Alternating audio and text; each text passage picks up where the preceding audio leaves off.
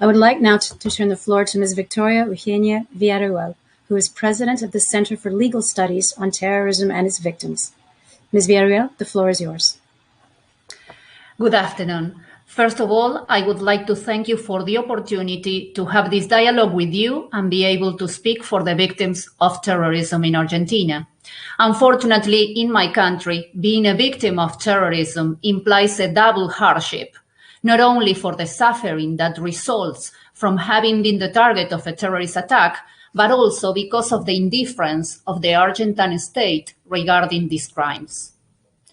In relation to the subject of this panel, I would like to tell you our experience in Argentina in a political context that is absolutely hostile to the defense of these innocent people and the claim for recognition of their human rights.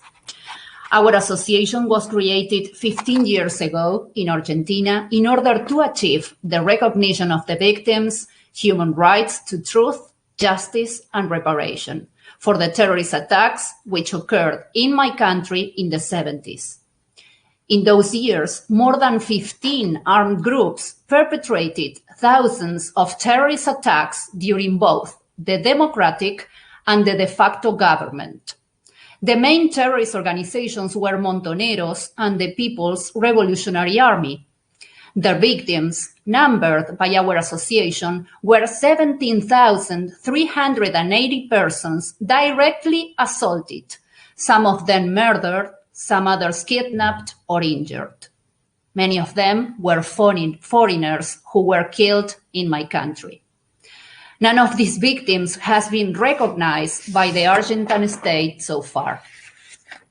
Our association was created with the assistance of common citizens without any governmental support or aid in order to expose the terrorist crimes, to procure that the victims be heard and to convey a clear message about the scourge of terrorism, which cannot ever be considered as a way to settle ideological, racial, religious, or political issues. The only way to prevent that these acts occur ever again is to study the past with clearness of mind and to condemn terrorist acts as true crimes against humanity. However, the official speech of the Argentine government on human rights is quite unsteady. The authorities say one thing, but then they do the opposite.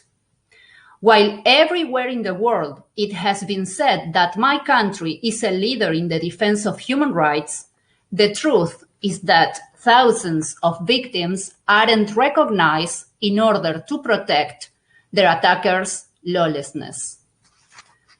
The reason for this is that the impunity endorsed by the political sphere has been the main accomplice of terrorism in Argentina, and it was us, common citizens, who raised our voices to defend those innocents who were massacred in the name of revolution, or the fight versus capitalism or imperialism, or the fight versus the oppression, and other reasons which are mere excuses if we consider the value of a human being's life. From our hard experience, having to confront an enormous state which doesn't recognize us and that has all the means to protect our attackers, I must say that it is vital and of the most importance to build social bonds that allow the creation of associations that represent the victims of terrorism and protest firmly if the indifference or lack of interest from the state constitutes a new violation of the human rights of innocent people. By means of an apolitical education that respects the international treaties ratified by our countries, by highlighting that terrorism can never be a valid method to reach power, by respecting the children's right to be preserved by indoctrination, we will establish the basis for a more democratic society respectful of human rights.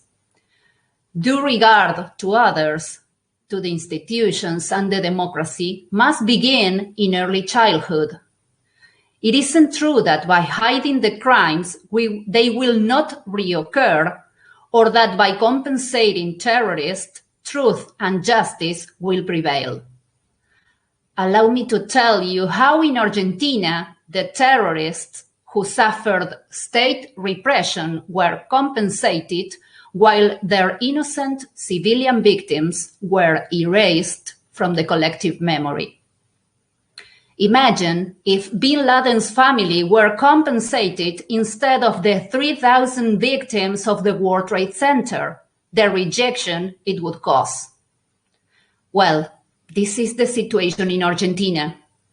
And the cause is that hundreds of terrorists were politically reintegrated in the country, and nowadays they are part of the three branches of government and passed bills that protect them and are beneficial to them. So I wonder, even though they might repent, how is it that terrorists can reach power and make decisions for the future of the people they arrest? How is it fair?